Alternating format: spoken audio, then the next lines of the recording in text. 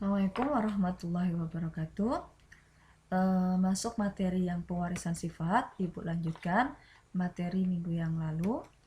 Semoga disimak ya untuk video yang kali ini. Minggu yang lalu Ibu sudah menjelaskan tentang materi genetik. Nah, jadi untuk pertemuan yang kedua ini, video yang kedua ini tentang hukum Mendel. Jadi nanti tolong disimak baik-baik, karena pada saat kita belajar hukum Mendel nanti ada tugas kalian harus bisa menyilangkan. Jadi tolong disimak baik-baik ya. Oke, untuk lebih jelasnya ikutin slide Ibu yang berikutnya. Hukum Mendel, apa yang dimaksud dengan hukum Mendel? Apa itu Mendel? Hukum Mendel pertama kali dikemukakan oleh Gregor Johann Mendel, seorang ilmuwan biologi dari Austria. Mendel meneliti tentang pewarisan sifat. Dalam hal ini, Mendel melakukan persilangan pada tanaman kacang ercis atau biasa disebut dalam istilah ilmiahnya Pisum sativum. Ada yang sudah tahu kacang ercis itu seperti apa? Kacang ercis itu kurang lebih bentuknya seperti ini ya. Kita biasa menyebutnya juga kacang polong. Nah, dari kacang ercis itu kita nanti akan mengetahui berbagai macam kenapa Mendel sampai memilih kacang ercis untuk melakukan penelitiannya. Alasan yang pertama, kenapa Mendel memilih kacang ercis? Karena kacang ercis itu mudah tumbuh. Yang kedua, dia berumur pendek. Jadi, kalau melakukan penelitian pada tanaman yang berumur pendek, itu tidak perlu memerlukan waktu yang cukup lama. Yang ketiga, mudah melakukan penyerbukan sendiri atau penyerbukan silang. Karena bunga yang dimiliki pada kacang ercis, bunganya seperti ini, bentuknya seperti kupu-kupu, dia nanti memiliki termasuk ke dalam bunga yang lengkap. Jadi kalau dia termasuk dalam bunga yang lengkap, dia akan lebih mudah melakukan penyerbukan sendiri ataupun melakukan penyerbukan silang. Yang keempat, alasannya adalah keturunannya banyak dan bervariasi. Kenapa keturunannya banyak dan bervariasi? Dari sini nanti kacang ercis itu bisa dibedakan berbagai macam, mulai dari kulit buahnya, ada yang kulit buah berwarna hijau, ada juga kulit buah yang berwarna kuning. Dari bunganya nanti ada bunga yang berwarna putih, ada juga bunganya yang berwarna ungu. Dari biji kacangnya itu sendiri nanti ada yang kisut, ada juga yang keriting. Yang kisut, ada yang bulat, ada juga yang kisut. Terus selain itu dari kulitnya ini nanti ada yang kulitnya datar, ada juga yang kulitnya bergelombang. Dari berbagai macam variasi yang didapat dari kacang ercis, maka itulah alasan Mendel menggunakan kacang ercis untuk melakukan penelitian pewarisan sifat. Oke, kita lanjutkan. Hukum Mendel menerangkan bagaimana proses pewarisan sifat itu terjadi. Jadi, bagaimana sih pewarisan sifat itu terjadi, prosesnya bagaimana. Tapi, sebelum mempelajari lebih lanjut apa itu hukum Mendel, nanti selama belajar di hukum Mendel, kita akan temui beberapa istilah penting yang akan kita bahas satu-satu. Jadi, Ibu akan menjelaskan apa-apa aja istilah-istilah yang harus kalian ketahui. Sebenarnya ini sudah pada saat pertemuan pertama kali sudah Ibu tugaskan dan sebagian sudah Ibu koreksi. Ada yang sebagian sudah betul, ada juga yang kurang tepat. Jadi Ibu jelaskan lagi di sini. Yang pertama, hal-hal yang penting dalam pewarisan sifat itu ada induk mewariskan sifat pada anaknya melalui gen. Gen itu kemarin pada video yang pertama sudah Ibu jelaskan bahwa gen itu ada di dalam kromosom. Nah, gen di sini nanti dilambangkan dengan huruf. Jadi kalau huruf besar atau huruf kapital itu dikatakan sebagai gen yang dominan atau gen yang sifatnya kuat. Nah, sedangkan jika dilambangkan dengan huruf kecil itu dikatakan sebagai gen resesif atau gen yang bersifat lemah. Contohnya seperti ini. Misalkan gen warna ungu itu dilambangkan dengan U besar. Berarti warna ungu di sini itu dominan terhadap warna putih. Nah, gen warna putih itu dilambangkan dengan U kecil. U besar di sini melambangkan bahwa ini sifatnya dominan dan di sini sifatnya resesif. Terus keduanya ini nanti akan disebut sebagai alel. U besar, U kecil itu nanti akan disebut sebagai alel. Terus ada juga istilah yang dikatakan genotip. Apa itu genotip? Genotip itu adalah keseluruhan informasi genetik dari suatu individu. Misalkan setiap sifat itu memiliki genotip yang terdiri dari 2 huruf. Misalkan di situ ada genotip U besar, U besar. Nah, U besar ini nanti akan mewakili warna ungu. Ada juga genotip dengan U kecil, U kecil. Nah, kalau U kecil itu berarti mengarah ke gen resesif alias gen yang lemah. Berarti ini berwarna putih. Sedangkan ada genotip U besar, U kecil, ini nanti tetap warnanya warna ungu. Karena kenapa? U besar di sini itu bersifat dominan. Nah, U besar bersifat dominan, bersifat kuat, itu biasanya menutup yang resesif. Jadi, dikatakan ini tetap memiliki warna ungu. Nah, kalau U besar itu nanti dikatakan sebagai homozigot dominan. Sedangkan U kecil kita sebut sebagai homozigot resesif. Nah, kalau percampuran antara U besar dan U kecil itu kita sebut sebagai heterozigot. Nah, ada juga istilah yang berikutnya dikatakan sebagai penotip. Penotip itu adalah sifat yang nampak. Maksudnya sifat yang nampak di sini itu bisa terlihat oleh mata kita, bisa terlihat dengan mata telanjang. Misalkan seperti ini yang ada di sini, penotipnya itu adalah warna ungu dan warna putih yang bisa kita lihat. Ada juga istilah yang disebut sebagai parental, dilambangkan dengan P, itu adalah induk. Ada juga nanti istilah berikutnya itu adalah gamet. Gamet itu adalah sel kelamin jantan atau betina yang membawa setengah gen induknya. Dalam pembentukan gamet itu nanti terjadi peristiwa segresi atau pemisahan alel secara bebas atau nanti biasa disebut sebagai hukum segresi. Jadi nanti pada saat persilangan ini nanti akan terpisah menjadi hanya setengah dari kromosom induknya. Kalau misalkan gametnya U besar, misalkan genotipnya itu U besar, berarti gametnya nanti hanya U. Kalau misalkan U besar, U kecil, berarti gametnya nanti ada 2 macam.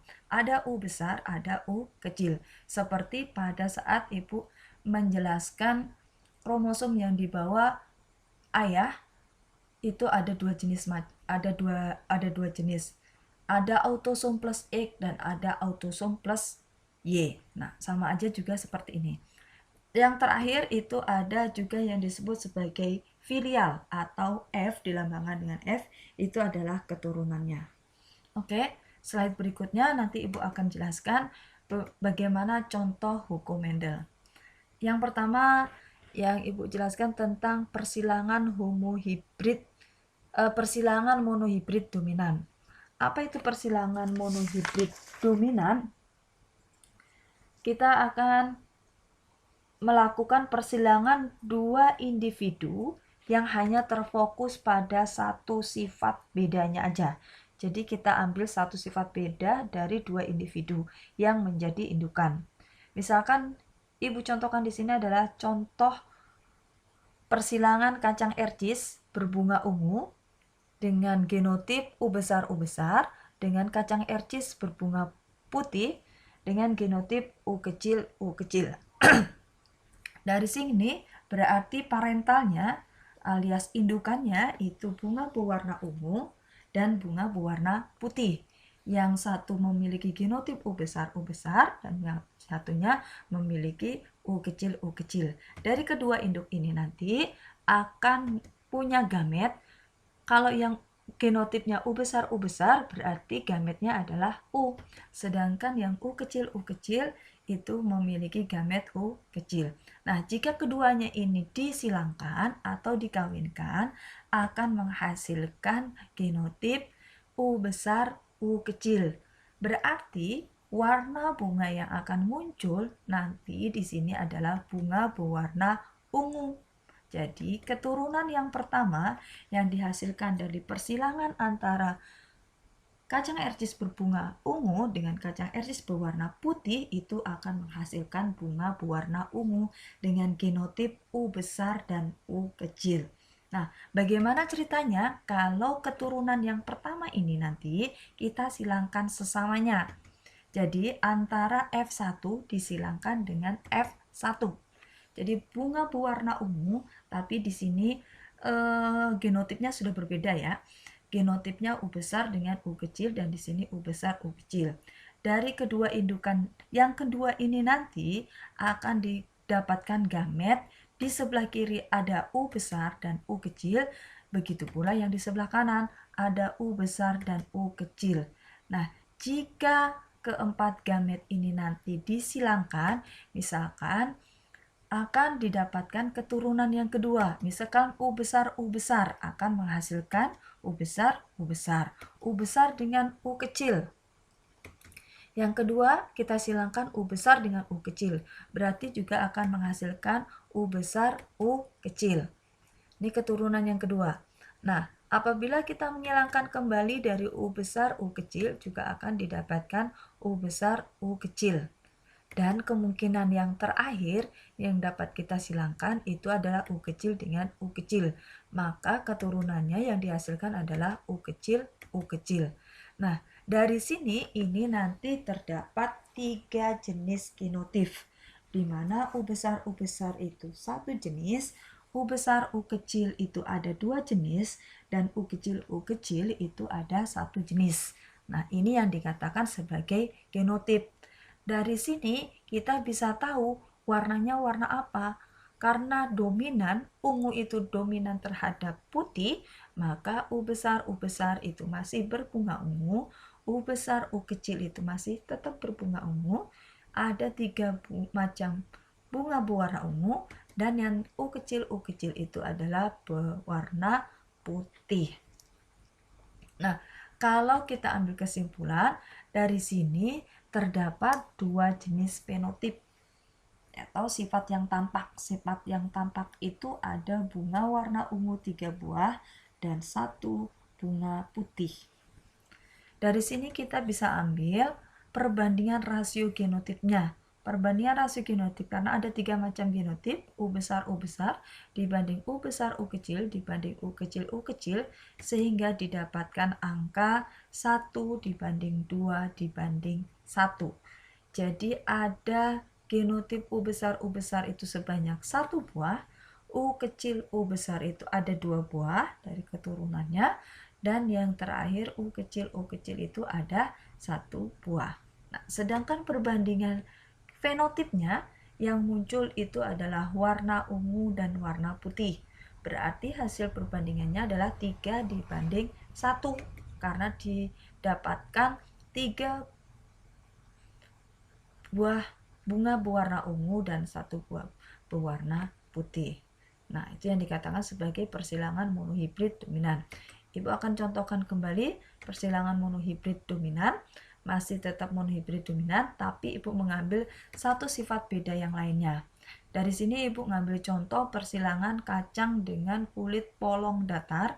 Ibu lambangkan dengan D besar, di genotipnya dengan D besar, dan kacang kulit polong bergelombang dengan genotip D kecil.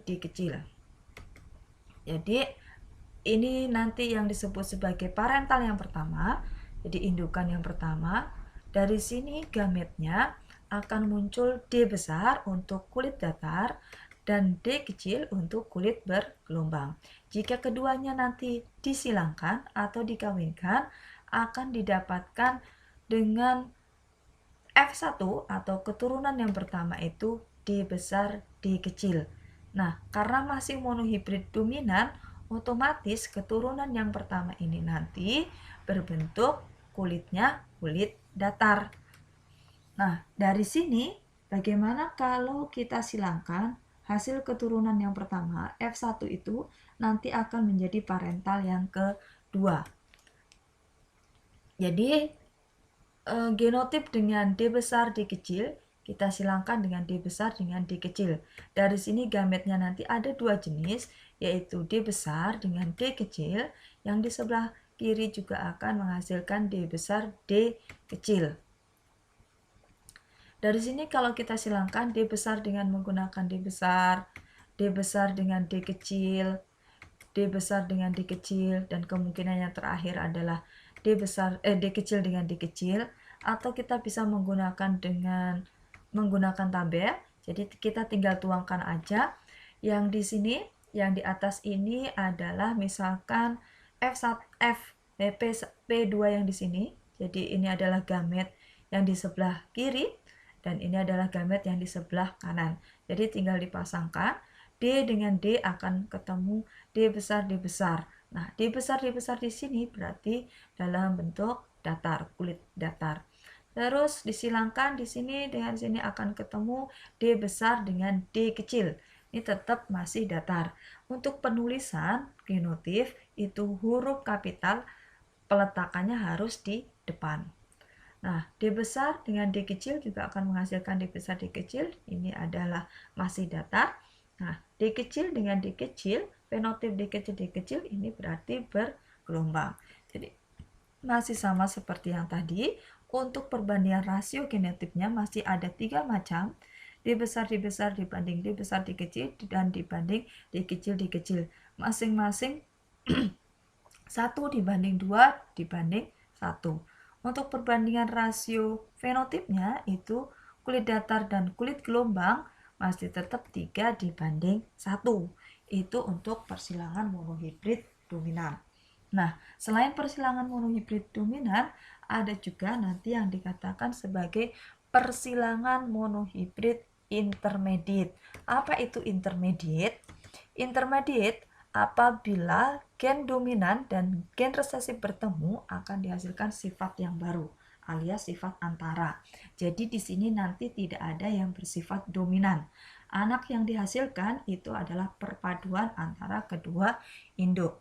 Oke, Ibu di sini akan mengambil contoh. Ibu contohkan adalah persilangan bunga mawar merah dengan genotip M besar dengan bunga mawar merah dengan bunga mawar putih dengan genotip M kecil. Nah, bagaimana dari kedua indukan ini jika disilangkan? Dari bunga merah M besar nanti didapatkan gamet M besar, dan dari bunga putih akan didapatkan gamet M kecil. Jika keduanya itu nanti disilangkan, dikawinkan, akan menghasilkan sifat yang baru alias sifat perpaduan antara kedua buah induk. Kalau warna merah dengan warna putih dipadukan, berarti warna apa yang muncul? Pastinya adalah warna merah muda alias pink. Jadi di sini genotip dengan M besar M kecil bukan lagi muncul warna merah, karena di sini bersifat intermediate alias tidak ada yang dominan. Nah, bagaimana kalau F1? Keturunan yang pertama itu Ibu silangkan kembali antara sesamanya. Jadi genotip atau indukan yang kedua itu diambil dari keturunan yang pertama. M besar, M kecil disilangkan dengan M besar, M kecil. Gametnya di sebelah kiri akan ada gamet M besar dan M kecil. Di sebelah kanan juga akan dihasilkan gamet M besar, M kecil. Kalau keduanya disilangkan atau dengan menggunakan tabel untuk lebih mudahnya, letakkan di sebelah atas dan bawahnya dari hasil tabel. Jadi nanti gamet sebelah sini letakkan di sebelah sini, terus gamet yang sebelah kanan bisa diletakkan di sini, tinggal diambil, tinggal disilangkan. M dengan M akan menghasilkan M besar, M besar. Ini warnanya tetap merah. Terus M kecil di sini dengan M besar di sini, walaupun penulisannya tetap ya, yang huruf kapital itu harus di depan. M besar, M kecil, ini bukan lagi warna merah, tapi warna perpaduan keduanya yaitu merah muda. Terus M besar di sini dengan M kecil di sini akan muncul M besar, M kecil, warnanya warna merah muda. M kecil dengan M kecil itu adalah warna putih. Jadi, perbedaannya di sini perbandingan rasio genotifnya M besar dibanding M besar M kecil dibanding M kecil itu masih sama, yaitu 1 dibanding 2 dibanding 1. Nah, yang membedakan antara persilangan monohibrid dominan dengan monohibrid intermediate itu dari perbandingan rasio fenotipnya. Kalau tadi hanya ditemukan 2 rasio fenotip, kalau di sini sudah ditemukan 3 rasio, dihasilkan 3 rasio fenotip, yaitu ada yang berwarna merah, ada yang berwarna merah muda alias perpaduan kedua induknya, dan ada yang berwarna putih. Masing-masing rasionya adalah merah itu 1, merah mudanya 2, dan yang putih itu 1. Itu tadi tentang hukum Mendel yang pertama. Nanti Ibu akan jelaskan tentang hukum Mendel yang kedua. Jadi nanti kita akan belajar tentang 2 sifat beda. Bagaimana kalau 2 sifat beda itu digabungkan, bagaimana hasil keturunannya. Terima kasih. Demikian tadi penjelasan dari Ibu. Wassalamualaikum warahmatullahi wabarakatuh. Semoga paham.